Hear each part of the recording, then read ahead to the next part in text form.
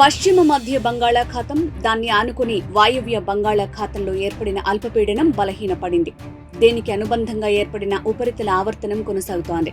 ఈ ప్రభావంతో బుధ, గురువారాల్లో కోస్తా, రాయలసీమల్లో అక్కడక్కడ ఉరుములు, మెరుపులతో భారీ వర్షాలు, చాలా చోట్ల మోస్తరు వానలు కురిసే ఛాన్స్ ఉంది. మంగళవారం ఉదయం నుంచి విజయనగరం, శ్రీకాకుళం, గుంటూరు, కృష్ణా జిల్లాల్లో తేలికపాటి నుంచి భారీ వర్షాలు కురిశాయి.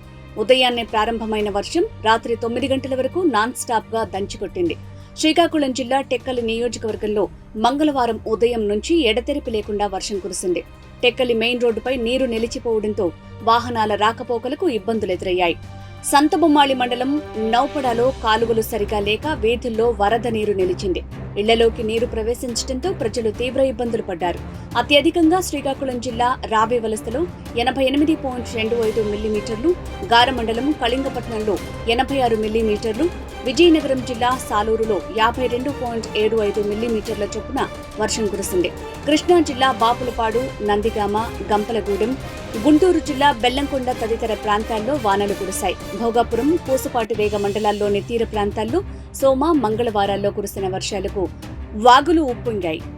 ఉదయం ముక్కాం, చేపలంకం చేరువత 60 అడుగుల మేర సముద్రం ముందుకొచ్చి ఇళ్లను తాకడంతో స్థానికుల్లో భయాందోళనలు వ్యక్తమయ్యాయి. తుఫాను హెచ్చరికతో 2 రోజులుగా వేటకు ఎవరూ వెళ్లకపోవడంతో పడవలన్నీ ఒడ్డుకే పరిమితమయ్యాయి. బంగాళాఖాతంలో అల్పపీడన ప్రభావంతో తెలంగాణ, ఆంధ్రప్రదేశ్ రాష్ట్రాల్లో ఇప్పటికే విస్తారంగా వర్షాలు కురుస్తున్నాయి.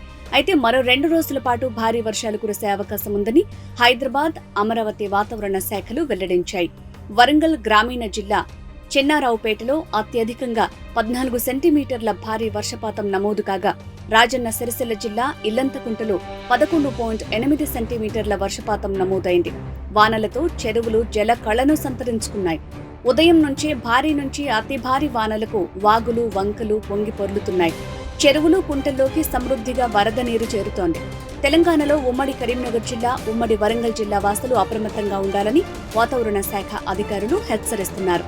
రాయలసీమ ప్రాంతాల్లో 1-2 చోట్ల భారీ వర్షాలు కురిసే అవకాశం ఉందని, ఉత్తరాంధ్రలో అక్కడక్కడ వర్షాలు కురుస్తాయని వాతావరణ శాఖ అధికారులు తెలిపారు. Please watch Tulasi News. Please subscribe to Tulasi News.